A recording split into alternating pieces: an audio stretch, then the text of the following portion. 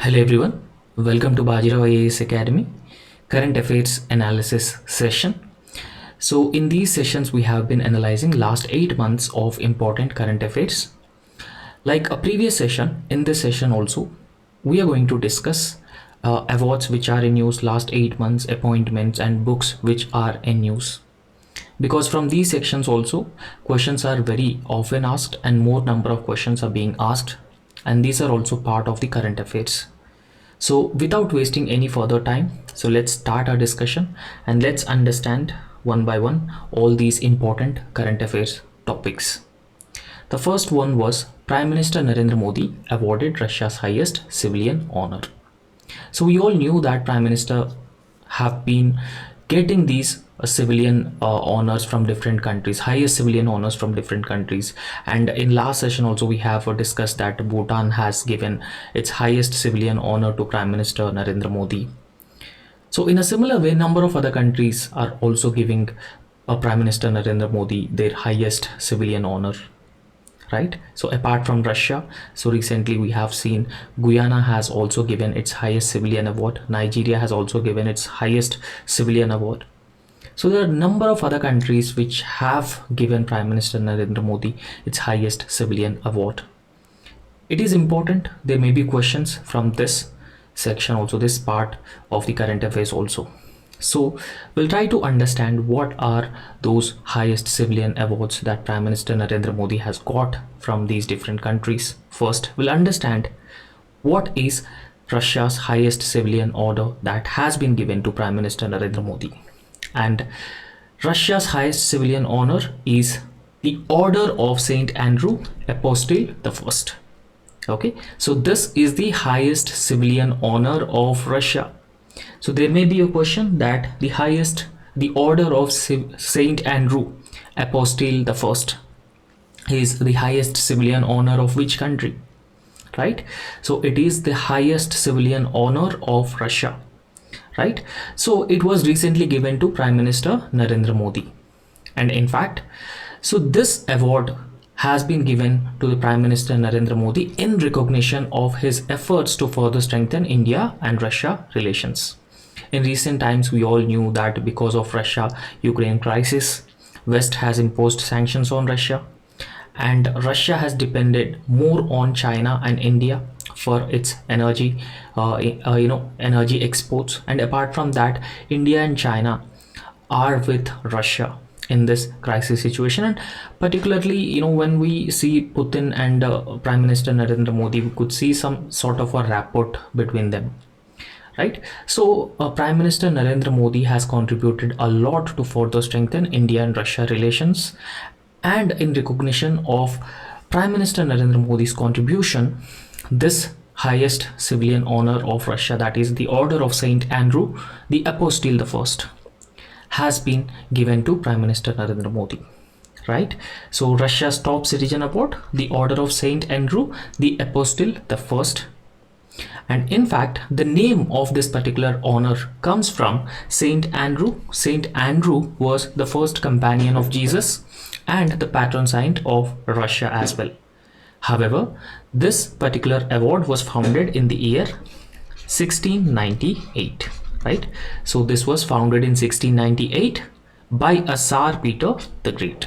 So he was the person who founded this award in 1698 in Russia, and this is Russia's highest civilian award. And apart from Russia, what are the other countries which have given its highest civilian award to Prime Minister Narendra Modi?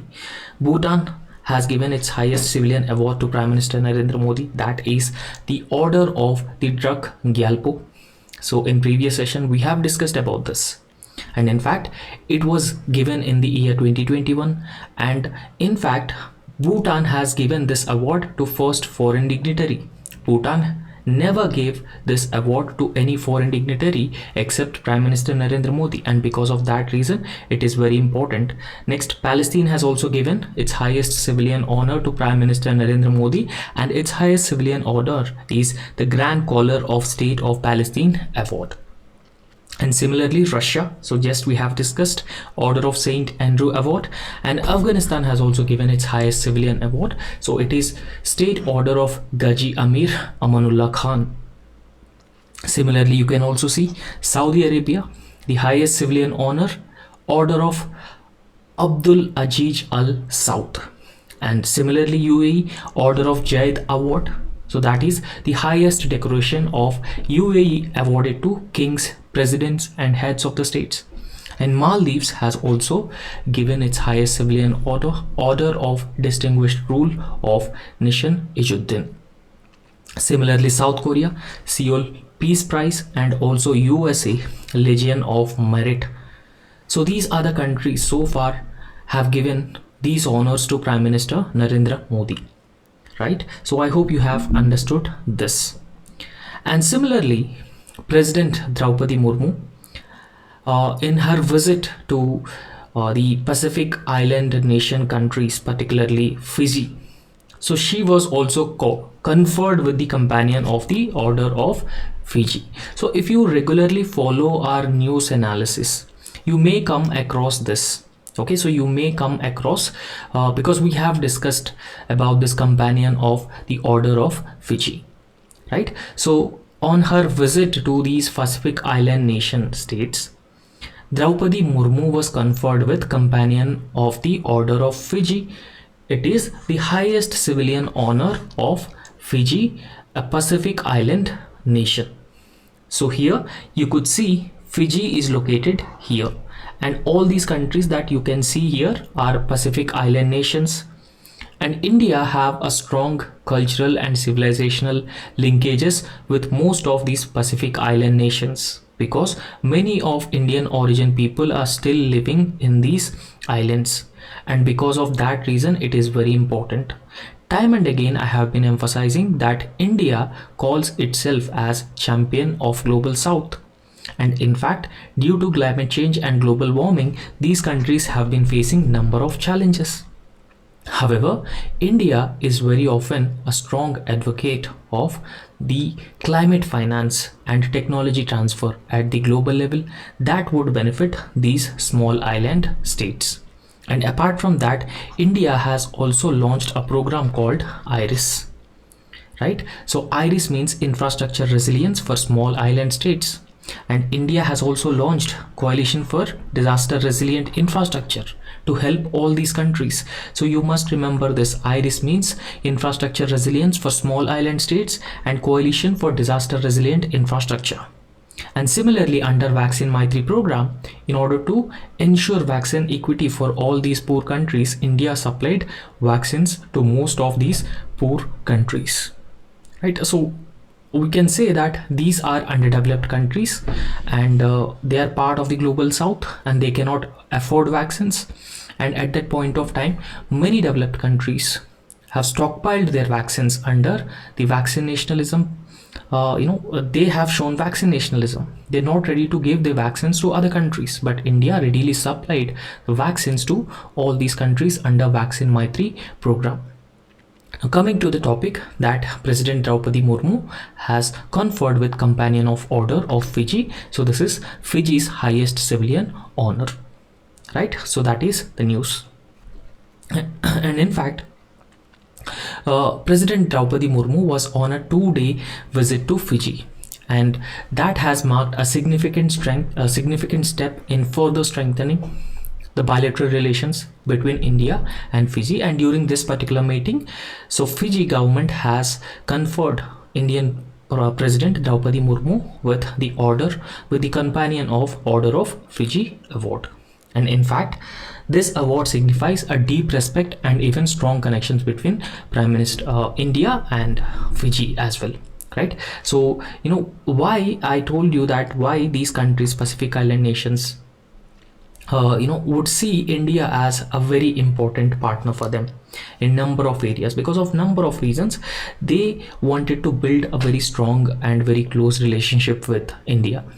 So one thing that you need to understand, that in recent times, China's presence in the Pacific Ocean has also been increasing, and China and USA have been competing, However, they are looking for a potential balancer, and India could play a balancer role in the Pacific Ocean.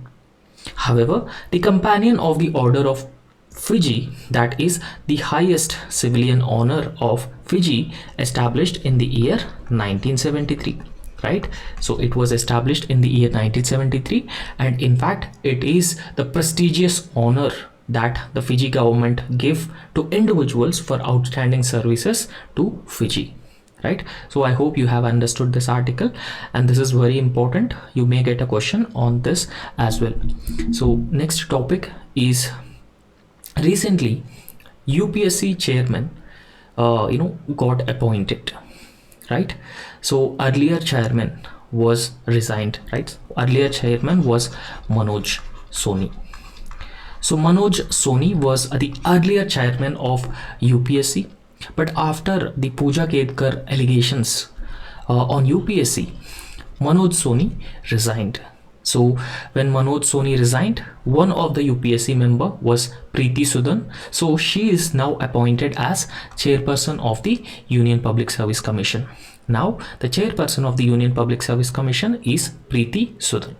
Now when her appointment was made on August 1st, 2024, Preeti Sudan's appointment as the new chairperson of the UPSC has been made. Okay, so in fact, as I'm telling you that she is taking over from Manoj Soni. Manoj Soni was her predecessor as a UPSC chairman. And in fact, Manoj Soni was resigned as a chairman of UPSC because of some personal reasons. So he gave some personal reasons for the resignation as the chairman of the UPSC. However, Preeti Sudan as a chairman of UPSC will hold this position until April 2025, because by that time she would turn 65. So 65 is maximum age limit for UPSC members as well as the chairperson of the UPSC. And in fact, Preeti Sudan's appointment as chairperson of the Union Public Service Commission is made under one article, that is article 316A. Right, so article 361A provides for the appointment of chairperson of Union Public Service Commission, and article 361A provides for the appointment of Preeti Sudan as the chairperson. And in fact, when we talk about the details, the administrative experiences of Preeti Sudan, she was formerly an Indian Administrative Service officer from Andhra Pradesh cadre, and she belonged to 1983 batch. And in fact, Preeti Sudan retired from her role as a Union Health Secretary in July 2020. And after that, she was appointed as the member of UPSC, and after the resignation of former UPSC chairman Manoj Soni, she is now appointed as a new chairperson of the UPSC on August 1st, 2024. Right, I hope you have understood this. So some other relevant details with respect to UPSC. So UPSC, we all knew that it is an independent constitutional body. So constitution itself provided for the establishment of Union Public Service Commission, and in fact it derives its powers from the constitution, particularly article 315 to 323 of the Indian Constitution. So you need to remember this is very important. And what is the composition of Union Public Service Commission? So Union Public Service Commission consisting of chairman and members who are being appointed by the President of India. So typically 9 to 11 members. Okay, so because these UPSC members, including chairman, who used to take interviews for the civil services aspirants, and not just civil services aspirants, whatever examination, whatever recruitment examination that UPSC conducts, that mandates interview. So these members usually heads the board which conduct the interviews, and because of that reason, so UPSC has a chairman and also members also. So these members typically varied from 9 to 11 members.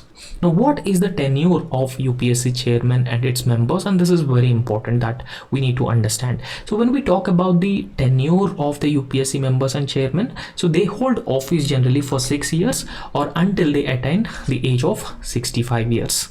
Okay, so whichever comes earlier, so That's how the tenure of UPSC members and the chairman usually work, and that's why Preeti Sudan will work until 2025 April only. So I hope you have understood this. It is very clear for you. And next we need to talk about the award. So this is a very important award, and this award is also known as Asian Nobel. Okay, so Asian Nobel Award. So what is that award which is called as Asian Nobel? That is Ramon Magsaysay Award. So this Ramon Magsaysay Award is also called as Asian Nobel Award. However, in the year 2024, Hayao Miyazaki wins 2024 Ramon Magsaysay Award, and because of that reason it is in news, right? So it is also very important. In every year almost there may be questions that the Ramon Magsaysay Award 2024 has been given to whom, right? So that's why we need to study about this as well. So Hayao Miyazaki wins 2024 Ramon Magsaysay Award. And in fact, who is this Hayao Miyazaki? So let's discuss about that. So Hayao Miyazaki, an acclaimed film director, and he is also a co-founder of Studio Ghibli. Okay, so he is the co-founder of Studio Ghibli, and he is also a film director, and in fact he has been awarded a prestigious Ramon Magsaysay Award of 2024, right? So in fact, this award is very often known as Asia's Nobel Prize, highlighting Miyazaki's significant contributions to cinema and culture. So he actually made significant contributions to cinema and culture, and because of that reason, for the year 2024, Ramon Magsaysay Award is conferred to the Hayao Miyazaki. Okay, so Hayao Miyazaki is a film director, and he is also the co-founder of a studio called Ghibli.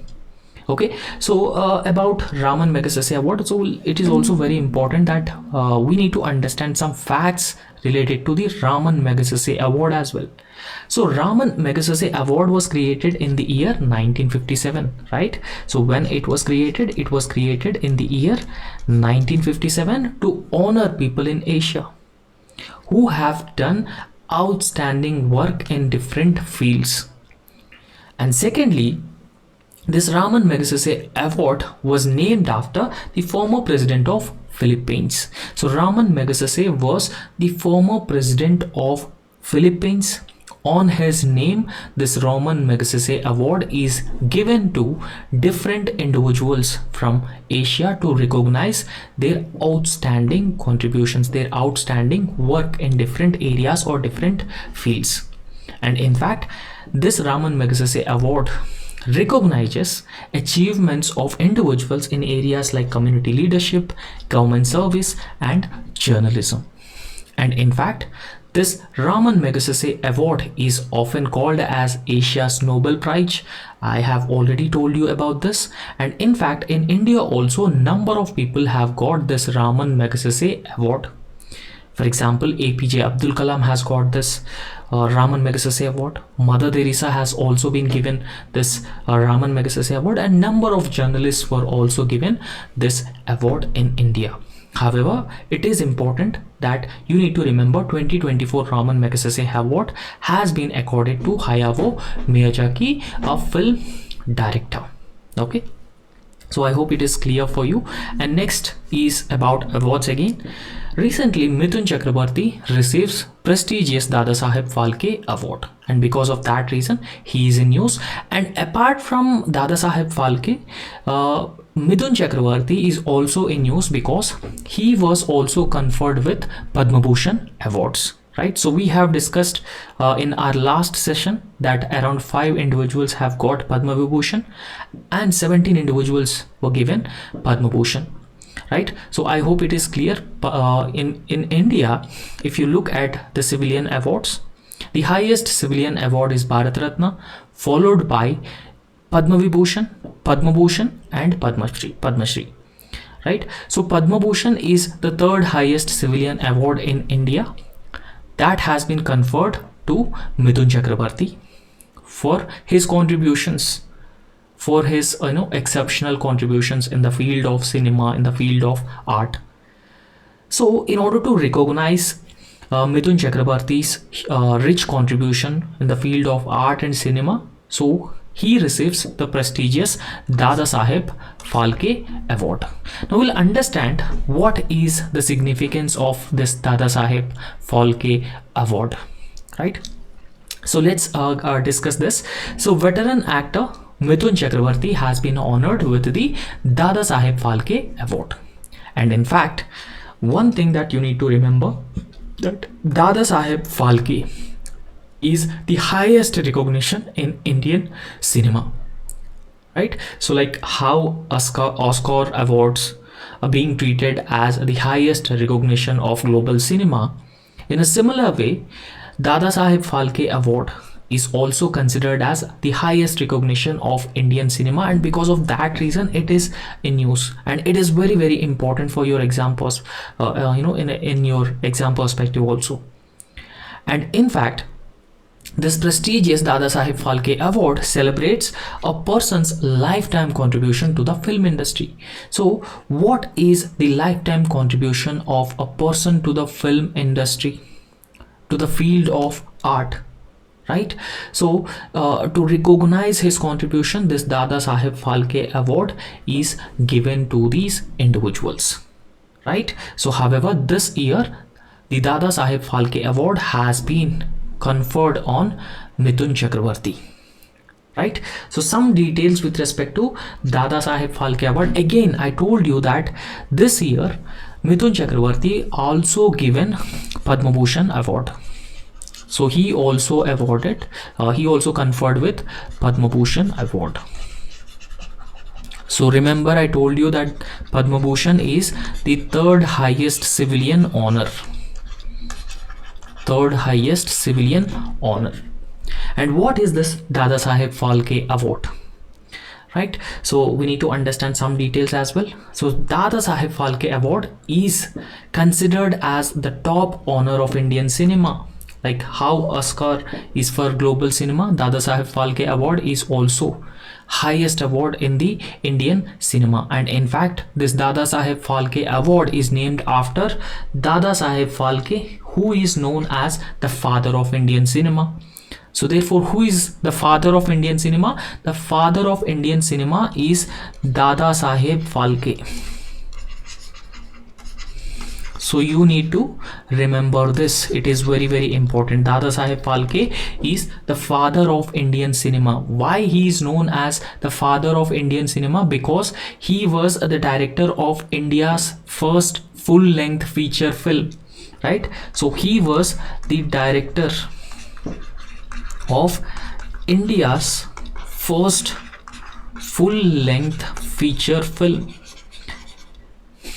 So what is that first full-length feature film that Dadasaheb Phalke directed? So we'll also look into that. Okay, but you need to understand that Mithun Chakrabarti has got this Dadasaheb Phalke Award, and it is the highest award in Indian cinema. And secondly, Dadasaheb Phalke Award is named after Dadasaheb Phalke, who is the director of India's first full-length feature film. So you just have to remember these things. And what is India's first full-length feature film? That is Raja Harishchandra. So Raja Harishchandra is India's first full-length feature film. So you should remember this. So who is the director of this film?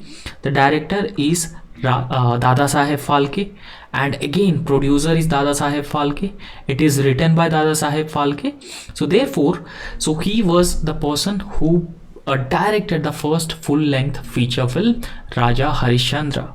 And apart from that, it was released way back in the year 1913, May 3rd, right? So it was released on May 3rd, 1913, and a running time of this movie is 40 minutes, and country India, and language silent film, right? So it is a silent film. There were no dialogues in this movie, so that's why it is a silent film.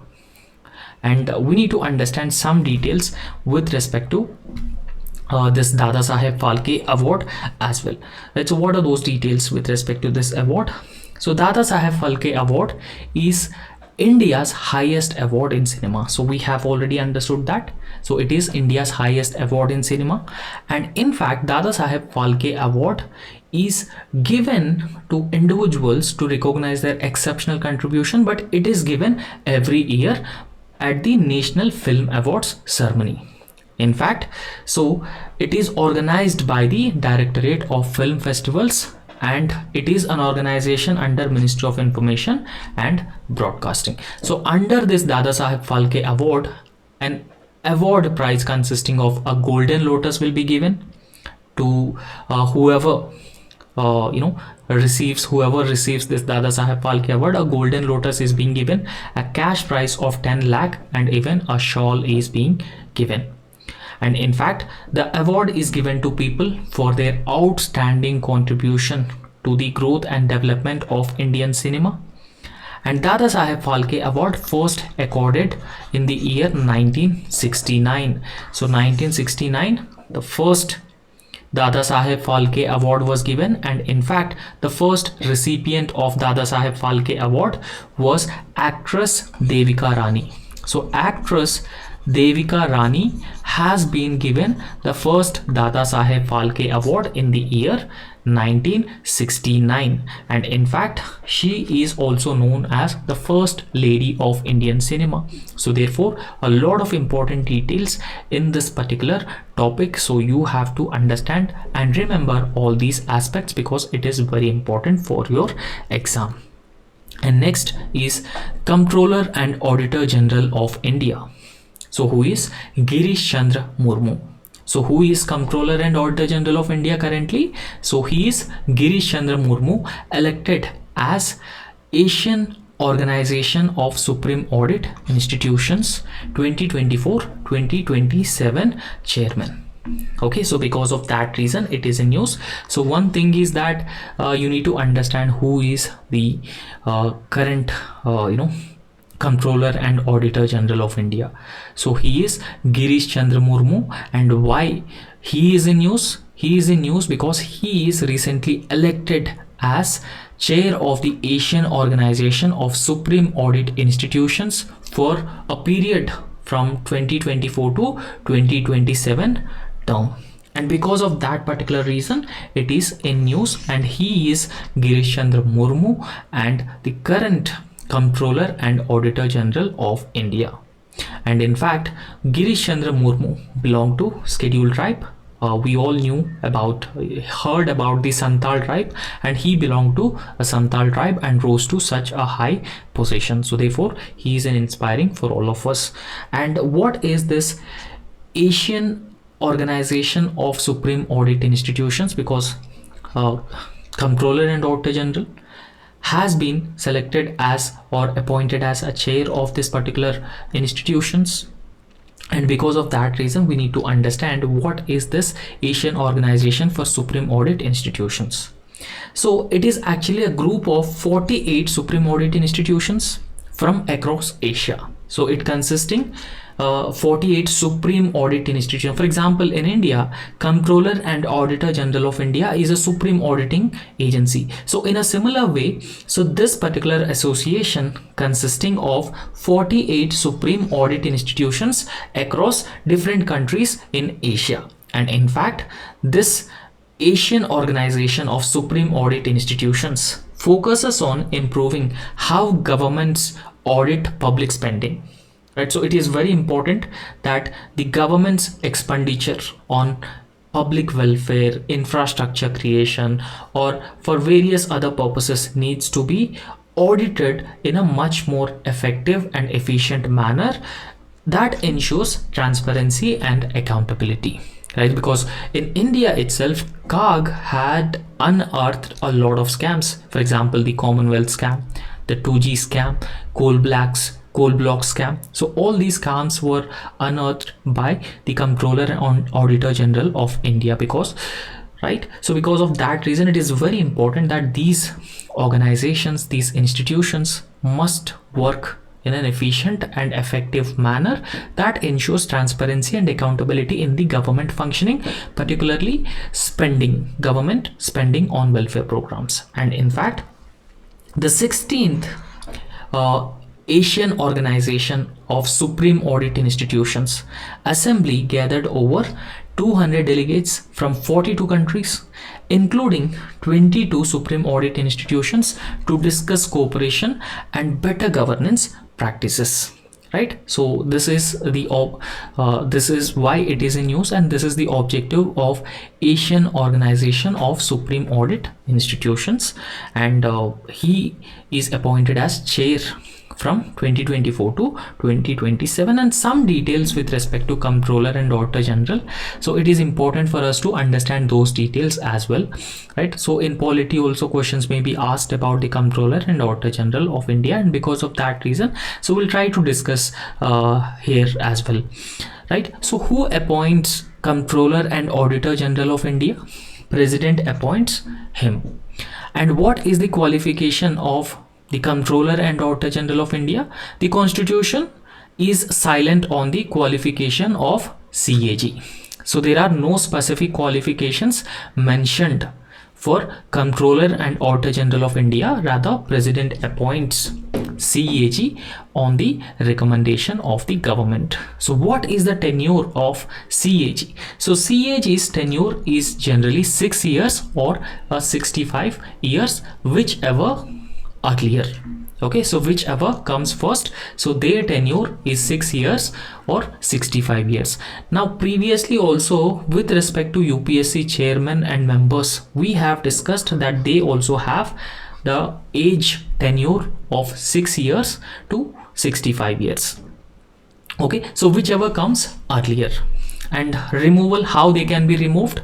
So they can be removed in a same manner like how a Supreme Court judge is being removed. So that means it is not easy to remove the Comptroller and Auditor General of India from his post, right? So it is also not easy to remove a sitting Supreme Court judge. It is a very lengthy, complex procedure, and in India so far no Supreme Court judge has been removed in this process or in this procedure. And in fact, so once he is once his tenure got over, CAG is not eligible for the reappointment, so he cannot be reappointed. And in fact,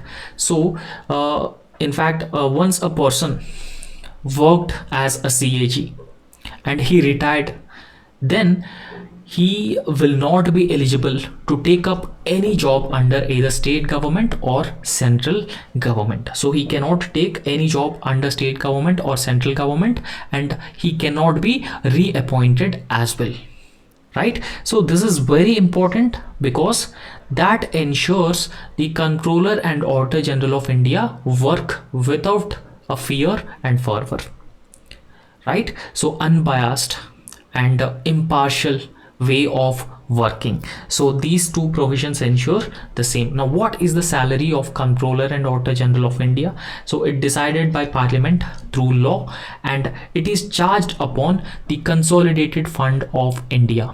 So charged upon Consolidated Fund of India means that it is not subjected to voting, and in fact salaries may not be reduced for the disadvantage of the CAG as well. So these are some provisions with respect to salary of CAG, and what are the powers that CAG enjoys. So CAG is a quasi-judicial body.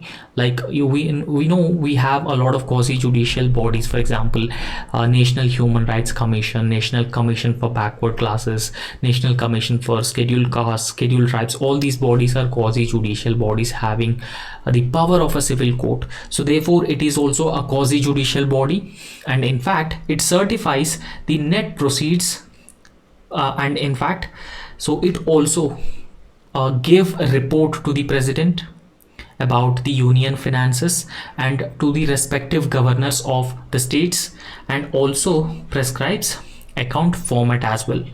And in fact it also conduct audit of the Consolidated Fund of India, and public accounts, so the public account of India and contingency fund of India. There are three funds: contingency fund, public account of India, and consolidated fund of India. So it conduct audits to all these funds, and it also conduct audits to the account of state government, and it also conduct audits to PSUs and authorities substantially funded by the government. Now apart from that, the Comptroller and Auditor General is mentioned in Article 148 of the Indian Constitution, right? So Article 148 of the Indian Constitution deals with Comptroller and Auditor General of India, and in fact, so he is the head of the Indian Audit and Accounts Department, and he is also known as the guardian of the public purse, and he is also the controller of both central and state finances. And in fact, the Indian Constitution has established bulwarks, bulwarks which actually very important. They are constitutional bodies. So those bulwarks are Comptroller and Auditor General of India, and Union Public Service Commission, Supreme Court of India, Election Commission of India. So these are known as bulwarks of the Indian Constitution, right? So safeguarding walls of the constitutional morality, the constitutional provisions. So these four are bulwarks of the Indian Constitution that you must remember, right? So this we have already discussed. So Comptroller and Auditor General of India is appointed by the President of India, and he not holds office at the pleasure of President, and President cannot remove him at his or her own will, because there is a procedure. That procedure must be followed to remove the Comptroller and Auditor General, and 6 years or 65 years, whichever is earlier, and the Comptroller and Auditor General of India can resign anytime by addressing his resignation to the President. So I hope it is very clear that you have understood all these things about the Comptroller and Auditor General of India. So let's move on to the Nobel Prizes, 2024 Nobel Prize. So because it is also in news in recent times, so because of that reason, we need to understand whoever got these Nobel Prize. So Nobel Prize 2024 in medicine has been given to Ambrose and Rufkun for microRNA discovery, right? So they have discovered microRNA, and because of that reason, so they were given Nobel Prize of 2024, right? So for what reason they have got this Nobel Prize in medicine, we'll understand that. First, you need to understand whoever got the Nobel Prize in medicine, because that is very important. You just have to remember these names, Ambrose and Rufkun. For their microDNA discovery, they have got the Nobel Prize in medicine. And the Nobel Prize in medicine for the year 2024 was awarded to Victor Ambrose and Gary Rufkun. So why they have got Nobel Prize in medicine for 2024? Particularly for the discovery of microRNA, right? So RNA and DNA are the genetic material, and in fact they proved that, they discovered that microRNA is very important and it is vital in controlling how genes work after they are being copied in human bodies. So for this particular discovery, so they were given the Nobel Prize. And apart from that, if we go deeper into this discovery about the microRNA and microRNA's vital role on how it controls genes, and then it controls the functioning of various cells in human body. So this discovery has actually changed how we understand gene regulation. So what is generally gene regulation? Gene regulation in the sense that, so we have a genetic material in every cell of human body, and that genetic material usually regulate the functioning of the cells. So that is what is known as gene regulation, right? So in fact, it has completely changed our understanding about the gene regulation, showing how certain genes are turned on or turned off to support different cell functions like muscle or nerve cells, right? So this is what they have identified, this is what they have discovered, and it could have potential applications, or it could completely revolutionize how we perceive the functioning of the genetic material in human body. So because of that reason, because of this significant development, so they were given the Nobel Prize in Medicine. And apart from that, so we'll understand the discovery of micro RNA by them. So we again go into the details about the micro RNA and how this micro RNA regulates, controls functioning of various cells in human body. So both Ambrose and Rufkohn's research has led to the discovery of miRNA. So this is also known as microRNA, right? So whenever we say it is miRNA, it is microRNA. So microRNA is generally a very small or a tiny RNA molecule, right? So it is a very tiny RNA molecule, and in fact, despite it being tiny, it plays a very important role in gene regulation. Remember that I have already explained what is gene regulation, but this miRNA plays a very important role in the gene regulation. And in fact, these very small and tiny pieces of RNA really help control which genes are active in a cell, right? So which genes are to be suppressed, which genes to be active. So that is being decided by the mRNA, so thereby having desirable characteristics and suppressing undesirable characteristics, and that is what is being regulated by the mRNA molecules. And in fact, their research actually found that humans have 1,000 different microRNAs, right? So they actually found that human beings have 1,000 different microRNAs, and they are very important for the growth and development and many other processes. So this is what their discovery is about, the microRNAs and their important role in gene regulation. Okay, and how microRNA plays a very important role for the growth, development, and many other processes in human bodies. So we'll try to understand some facts related to the Nobel Prize, right? So it is also important for us to understand the background of Nobel Prize, what it is, to whom it is actually being given, from when the Nobel Prize is given to the individuals. So we need to understand that as well. The Nobel Prize is actually the annual, every year international award. So that is being bestowed for outstanding contribution to the mankind. And in fact, this was started by Alfred Nobel in the year 1901, right? So it was started by Alfred Nobel in the year 1901.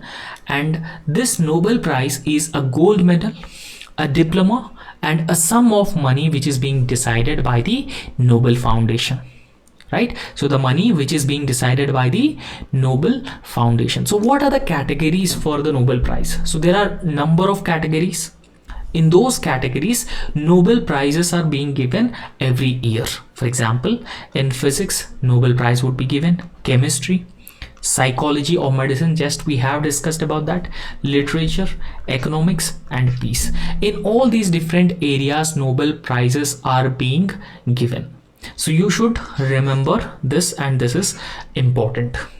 Okay, so in fact, Malala Yousafzai, so a girl from Pakistan, she fight for the rights of women, particularly women or school going girls.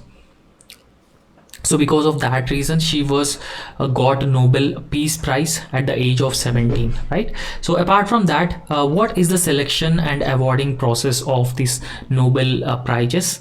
So it is not that important, right? So you can focus on what are the categories which are being considered when it was started. So those things important.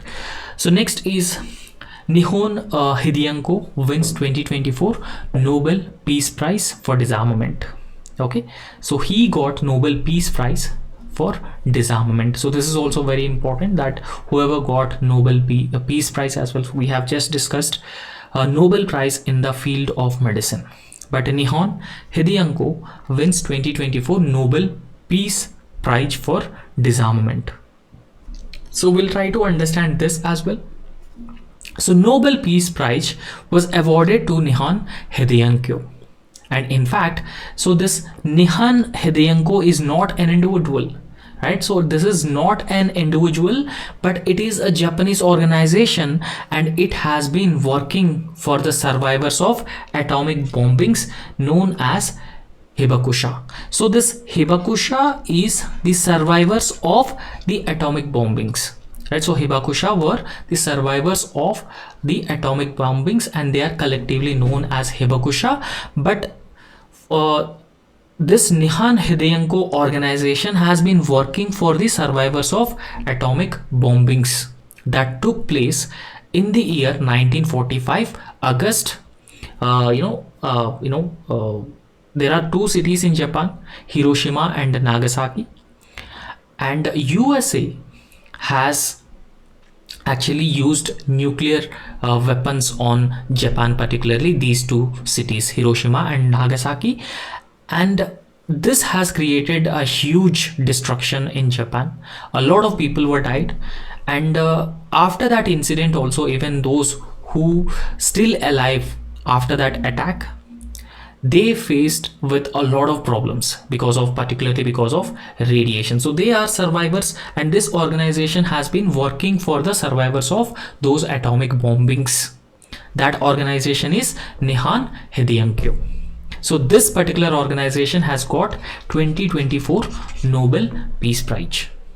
And this Nobel Peace Prize highlights the critical role these survivors have played.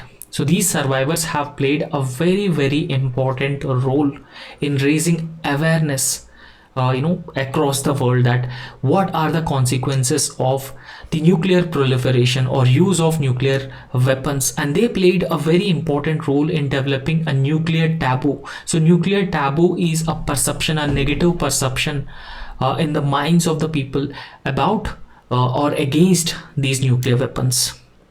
Right? So these nuclear survivors have played a very, very important role in raising awareness about the devastating impact. If any country uses these nuclear weapons, that could have a devastating impact.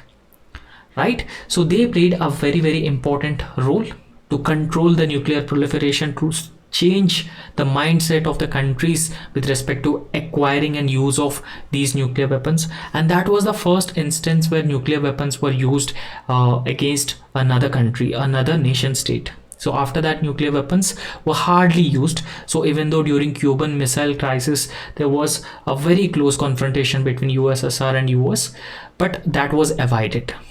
Okay. And as we have already discussed, that the United States dropped atomic bombs on Japan 1945 August in two Japanese cities, Hiroshima and Nagasaki. So Hiroshima and Nagasaki are two Japanese cities on which United States dropped two atomic bombs in 1945 August.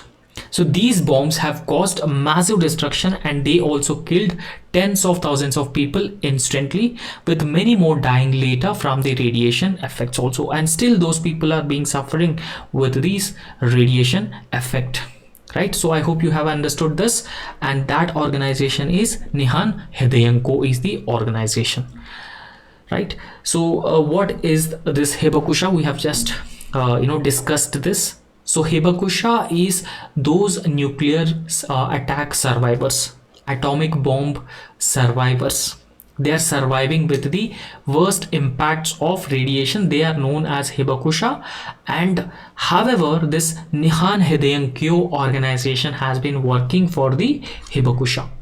So Hibakusha is a Japanese word, and that means survivors. Hibakusha means survivors in Japan of the Hiroshima and Nagasaki atomic bombings. So in fact, many Hibakusha suffered a long-term health impacts, health problems from radiation exposure, and their stories are a powerful reminder of the horrors of nuclear welfare. So thereby helping develop a negative perception about the nuclear weapons, against the proliferation of the nuclear weapons as well. So some details with respect to Nihon Hidenkyo. So Nihon Hidenkyo was founded in the year 1956, right? So it was founded in the year 1956, and since then it has been working for Hibakusha. It has been working for the survivors of nuclear bomb attacks. And in fact, this particular group plays a very important role in bringing together atomic bomb survivors from across different parts of Japan. And the full name of the organization translates to Japan Confederation of A and H Bomb Sufferers Organization, right? So Atomic and Hydrogen Bomb Survivors Organization. And in fact, the mission of this Nihon Hidenkyo organization is to advocate for the nuclear disarmament across the world and also protect the rights of Hibakusha or the survivors. So I hope you have understood this in a very detailed manner, and let's proceed on to the next topic. So that is again Nobel Prize, but in literature. Okay, so Nobel Prize in Literature for 2024 has been awarded to a South Korean writer. Her name is Han Kang. Okay, so Han Kang wins 2024 Nobel Prize in Literature. Remember, literature is also one field where Nobel Prize is being given. The 2024 Nobel Prize in Literature has been awarded to Han Kang. Okay, so Han Kang got this Nobel Prize in Literature for 2024. So who is Han Kang? So she is a South Korean writer, an author, and in fact this award has been given to her because of her powerful writing, and that reflects a historical traumas, and it also highlights the fragile nature of the human existence, right?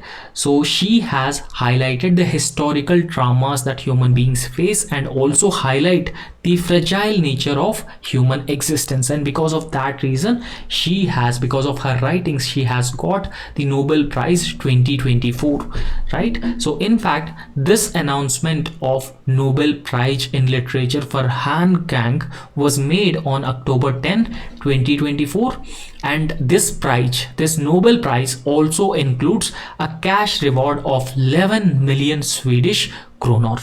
That is around 1.1 million Swedish kronor. And the award date is, so she will officially receive the Nobel Prize on December 10, 2024.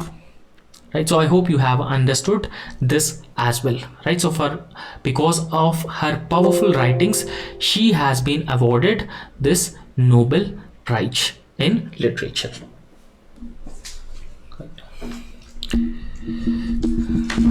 Wait. So next topic,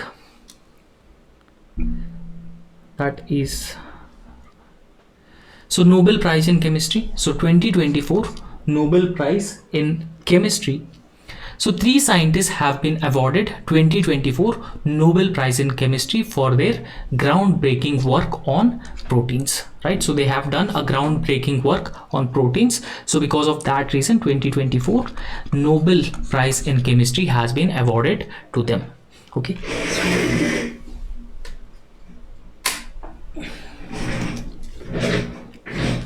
Yeah, sorry. Okay, so who are those 3 scientists? Because of their groundbreaking work on proteins, so they have got this Nobel Prize in Chemistry. So David Baker, 62 years old. So he is the professor of Washington and a PhD from University of California. And Demis Hassabis, 48. So he is a CEO of DeepMind, and he had PhD from University College London. And John M. Jumper, 39, a senior research scientist at Google DeepMind, PhD from University of Chicago. So these 3 individuals have got Nobel Prize in Chemistry. So for what reason they have got Nobel Prize in Chemistry? right? So they have got Nobel Prize in chemistry because of their groundbreaking work on proteins. And in fact, both Demis Hassabis and John M. Jumper, so they are from Google DeepMind. So they are recognized for using artificial intelligence to predict the 3D structures of nearly all known proteins, right? So whatever proteins so far we know, they have produced or they have predicted the 3D structures of all those known proteins using the artificial intelligence, right? Both Demis Hassabis and also John M. Jumper. However, David Baker from University of Washington is honored for designing a completely new proteins that do not naturally exist.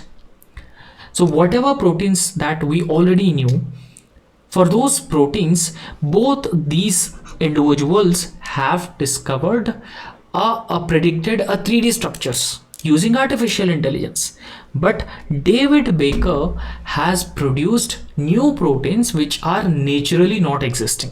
So because of that reason, so these three individuals collectively have been awarded the Nobel Prize in Chemistry for 2024. So you need to remember these three individuals and also their contributions in the field of chemistry.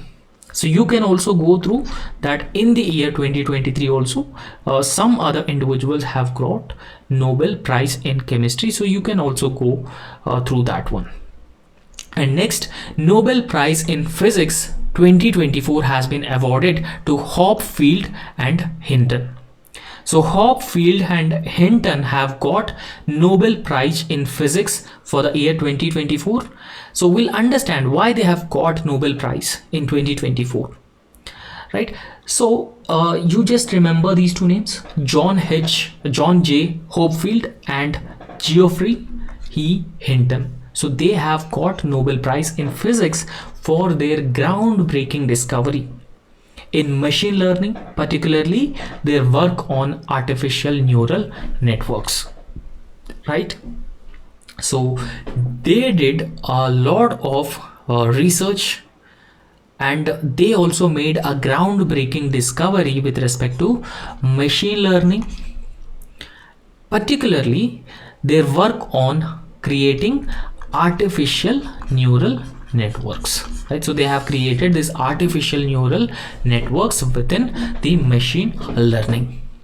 And in fact, the contribution of these two scientists have played a very important role in developing the modern artificial intelligence technologies. Now we may very often heard about the fourth industrial revolution. The fourth industrial revolution is essentially about the artificial intelligence. It is about robotics, big data analysis, machine learning, Internet of Things. So therefore, their research would further significantly contribute for the development of modern artificial intelligence, right? So artificial intelligence also work on these artificial neural networks. And in fact, John J. Hopfield created a model called Hopfield network. So he created a Hopfield network, and this network functions like a memory system that can store and even recall information such as images. So artificial intelligence is all about storing information, recalling information, and mimicking human being like functions. So that is what he has created. And secondly, so building on Hopefield's ideas, Geoffrey Hinton introduced the Boltzmann machine, right? So he introduced the Boltzmann machine, which uses ideas from statistical physics to learn patterns from the data. So that is what their contribution in physics, and because of that reason they are awarded the Nobel Prize in the field of physics. Okay, so their foundational discoveries and inventions that enable machine learning with artificial neural networks, and that could have a potential implications for the modern artificial intelligence. So the next topic is, it is also a very important topic. It is also in news. So recently we all knew that a philanthropist, a business tycoon, a very renowned, a very famous personality, Shri Ratan Tata, passes away at the age of 86. So you all knew about this. And Ratan Tata, so he was a very famous philanthropist, and he is very well known for his business skills, his philanthropy, his corporate social responsibility activity, and his donations. Right. So when Prime Minister COVID Relief Fund was created, so Tatas themselves have donated around 1500 crore rupees. Right. So you can imagine that how generous they are. Right. So because of that reason, Ratan Tata is in the hearts of almost every Indian. So Ratan Tata, a well-known Indian business icon and the leader of Tata Group, passed away at the age of 86 in Mumbai. And in fact, under Ratan Tata's guidance, the Tata Group had acquired several well-known brands such as Jaguar, Land Rover. So all these brands were acquired, and then now they belong to the Tata Group. And in fact, so they also acquired Tetley. So it is one of the largest tea brands globally. And in fact, Ratan Tata, we all admire Ratan Tata sir, because for not only his business success, so he is a resounding business success, but also he's dedicated to ethical business practices and also for the corporate social responsibility. And because of all these reasons, he is very well known. Okay, so this is about Ratan Tata. And next is Justice Sanjeev Khanna is appointed as the Chief Justice of India. So this is also very, very important, right? So recently Justice Sanjeev Khanna is appointed as Chief Justice of India, and he will be the 51st Chief Justice of India, and his predecessor was the 50th Chief Justice of India, Justice D.Y. Chandrachud. Okay, Justice D.Y. Chandrachud was the 50th judge of the Chief Justice of India of the Supreme Court, and Chandrachud's successor was Justice Sanjeev Khanna.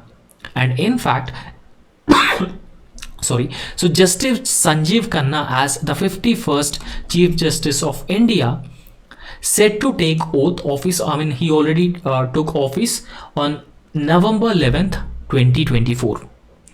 Right, so he took office on November 11, 2024, and this appointment follows the retirement of the former Chief Justice of India, D.Y. Chandrachud. And in fact, D.Y. Chandrachud stepped down as the Chief Justice of India on November 10th, 2024, upon reaching the age of 65 years. And in fact, Justice Khanna will serve as Chief Justice of India for a little over 6 months, right? So he would serve as the Chief Justice of India for 6 months because of the age, right? So he would reach 65 years of age.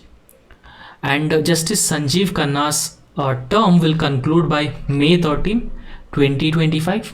And this short tenure to Justice Sanjeev Khanna as a Chief Justice of India is because of age limit to the judges. So the age limit to the judges mandates that the retirement age of the judges would be the 65 years, right? So because of that reason, it would be a very short tenure for Justice Sanjeev Khanna. And some details with respect to the Supreme Court of India, we'll try to understand those details also, because they are very, very important for your exam. The Supreme Court of India, so we all knew that it is an apex judicial body, right? So this is an apex judicial body, and it has been created by the Constitution, and it is under the Constitution of India, right? So in fact, if you look at the evolution of the Supreme Court of India, the historical background of the Supreme Court of India, the Regulating Act established Supreme Court at Calcutta for the first time in the year 1773. So in the year 1773, Supreme Court was established for the first time, right? So after that, in 1800, Supreme Court at Madras was established, right? So the Supreme Court, which was established at Calcutta, was already working, and again another Supreme Court at Madras was established. And so because there were presidencies during the colonial period. And again, Supreme Court at Bombay in the year 1823 was also established. And then in 1861, High Courts Act created High Courts and abolished Supreme Courts in these different presidencies. So, however, the Government of India Act 1935 created a Federal Court of India, and that is the current Supreme Court of India. However, in 1950, the establishment of Supreme Court of India under Article 124 of the Indian Constitution. Under Article 124 of the Indian Constitution, the Supreme Court of India has been established. Right? So what is the composition of the Supreme Court? So the Supreme Court's strength is 34 judges, including the Chief Justice of India. So the current strength of the Supreme Court of India is 34 judges with the Chief Justice. And the judges and the Chief Justice of India are being appointed by the President. Right? There's a different procedure. The procedure is known as the system of judges are being appointed by the judges through the collegium system. So collegium system, which is in place for the appointment of the judges. However, judges are being appointed by the President. Now, what is the eligibility? You can go through the eligibility, but this is not that important. So he should be an Indian citizen, for a High Court judge for 5 years, or an advocate of 10 years, a distinguished jurist. So these are the eligibility conditions. So what is the tenure that we just discussed? The tenure. The maximum age limit of a judge of the Supreme Court is 65 years unless he is resigned or impeached by the President. And salaries, so which are being determined by the Parliament, and impeachment by the President on Parliament's approval with the special majority. So it is not easy to remove or impeach the judge, okay, the sitting judge, right? So it's very difficult.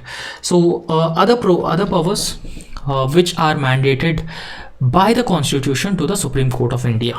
Supreme Court is known as a court of record, and it also has the powers under judicial review, Article 32 of the Indian Constitution, Article 13 as well. Constitutional interpretation. So Supreme Court interprets the constitutional provisions, and in case if the Parliament passes any law which is against the constitutional provisions, particularly the basic structure, then the Supreme Court can declare such a law as unconstitutional by using its power of judicial review. And there are some articles, let's go through those articles. Article 129 talks about the powers to punish for contempt of court in case any individual or anyone don't oblige or don't follow the judgments of the Supreme Court. Article 129 can be used.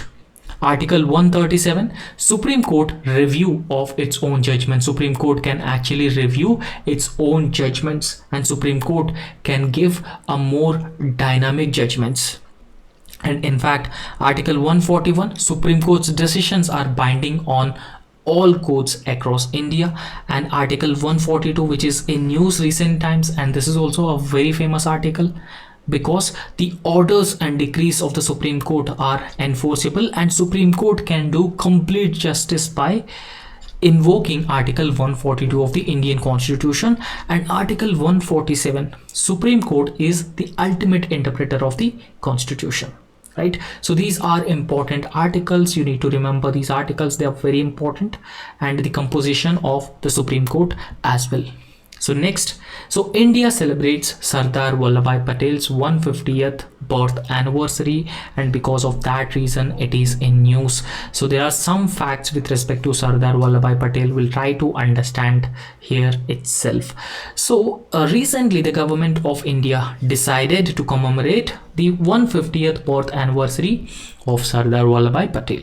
right? So it is 150 years since the birth of Sardar Vallabhbhai Patel, and he is very famously known as the Iron Man of India as well. And in fact, this celebration of Sardar Vallabhbhai Patel's birthday will span 2 years from 2024 to 2026. So this is particularly to honor, to recognize the important contributions of Sardar Vallabhbhai Patel, right? So because he played a very important role after partition, after India gained independence, to bring all these different princely states together, right? So around 550 princely states, he convinced them to merge with the Indian Union, right? So he used both soft power and hard power as well when it comes to convincing these princely states to merge to become part of the Indian Union. For example, with Hyderabad, he used the Operation Polo. Okay, a special police operation has been done to merge Hyderabad state with Indian Union. So Sardar Vallabhbhai Patel was born on October 31st, 1875. Right? So October 31st, 1875, Sardar Vallabhbhai Patel was born in Nandiyad, Gujarat. And in fact, as I've just mentioned, that he is also referred to as the Iron Man of India. Okay, so Iron Man of India because of his contribution to the modern India, particularly bringing together different princely states to become part of the Indian Union. Right? So he played a very important role in the independence movement and also subsequent unification after independence as well. His efforts were instrumental in merging 550 princely states into Indian Union. And in fact, this act has laid the foundation of the unified Indian nation that we have now. Right? So some facts and some details with respect to the Iron Man of India, Sardar Vallabhbhai Patel. Right, so he was born on 31st August 1875 and 15th December 1950 he died. And in fact, he is a realist. Okay, so he is a realist because he understood the intentions of China. So he understood the intention and he also understood the threats that China could pose in future. Okay, so he played a very important role in India's struggle for independence, and he also guided its integration into the united and independent nation. So some other details with respect to Sardar Vallabhbhai Patel, he organized Keda Satyagraha and Bardolai Revolt. So both of which times the British bowed down. So he was elected as Ahmedabad Municipal Corporation's president 1922, 1924 and 1927. So he was elected as the president of Indian National Congress in the year 1931. And in fact, he was also independent India's first deputy prime minister and the home minister as well. And apart from that, he is the architect of United India and post-independence, after post-independence, and he was conferred with Bharat Ratna posthumously in the year 1991. And so in recognition, in honor of Sardar Vallabhbhai Patel, the Iron Man of India, so National Unity Day, Rashtriya Ekta Divas, is celebrated on his birth anniversary. Right? So every year Rashtriya Ekta Divas is celebrated on August 31st in honor of Sardar Vallabhbhai Patel. This is also known as National Unity Day. And this day marks the birth anniversary of Iron Man of India. And in fact, he played a very important role, a vital role in the political integration of post-independence India that we have understood. Right, so this is the enormous contribution that Sardar Vallabhbhai Patel has made to the modern India. And next, so again, Prime Minister Narendra Modi received Dominica's highest national award, and because of that reason also he is in news. Okay, so recently he is in a trip to Guyana and CARICOM countries consisting of the Caribbean community, right? So on this trip, so president is honored with the highest civilian award of Guyana and also the highest national honor of Dominica as well. So Commonwealth of Dominica has announced an important honor. So Indian Prime Minister Narendra Modi will receive Dominica Award of Honor. So that award is Dominica Award of Honor. So this is particularly to recognize the Prime Minister Narendra Modi's contribution and also his efforts to strengthen relations and also the assistance that India has provided to these Caribbean community countries during COVID-19 pandemic. Remember, as we have already discussed that, in order to build vaccine equity, because India had a huge vaccine manufacturing base, and we used to produce both, Oxford, AstraZeneca, Covaxin and Covishield vaccines as well. So we used to supply those vaccines to underdeveloped countries, and because of India's assistance to these countries during the COVID-19 pandemic, so in recognition, in honor of those that particular help, so this Commonwealth of Dominica has been conferring Dominica Award of Honor, that is the highest national honor of Dominica Republic, to Prime Minister Narendra Modi.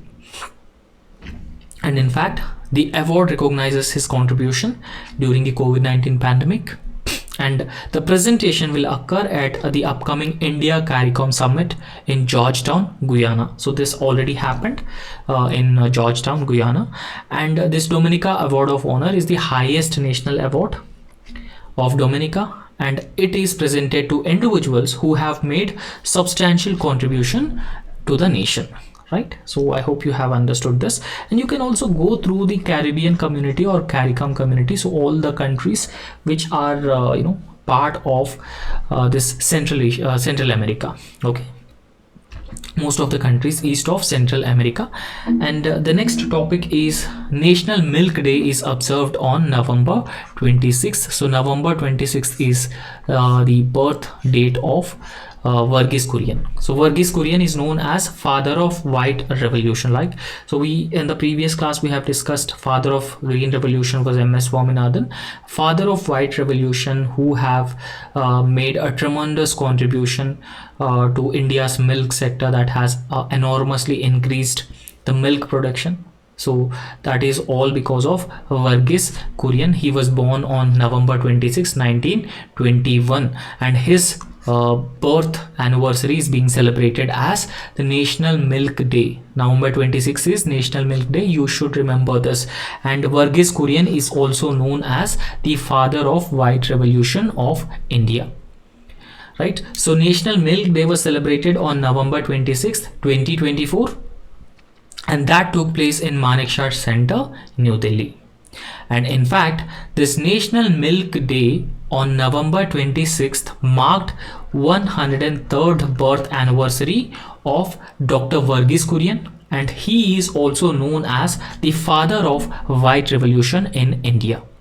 So we very well know about Amul. Okay, so Amul was created because of the white revolution, particularly because of the efforts of Verghese Kurian. Right, the celebration brought into light the dairy sector's importance to India's economy and nutrition, and how it has played a very important role in improving the lives and livelihoods of the farmers and empowerment of women in rural areas. And as part of this National Milk Day celebrations, National Gopal Ratna Awards were also presented. Right, so particularly to honor the excellence in livestock and dairy farming. Right, so you can go through all the details with respect to white revolution. So this operation was launched on January 13, 1970. So it is Operation Flood, and the father of India's green revolution is Verghese Kurian. Right, so our advanced farming techniques were introduced. Cattle crossbreeding was also introduced. Cooperatives actually played a very important role, and revolution in increasing or further boosting milk production and transformation of India's whole dairy sector. So what is the significance? Rural empowerment, poverty alleviation, and boost in milk production. Okay, so economic development in agriculture sector and self-sustainable rural employment generation. So because of the white revolution that was pioneered by Verghese Kurian. Okay, so apart from that, you could also go through some other details with respect to the white revolution as well. Again, Nigeria awards Prime Minister Narendra Modi its highest civilian honor, right? So Prime Minister Narendra Modi was also on an official trip to Nigeria. That's because Nigeria is a very important country for us.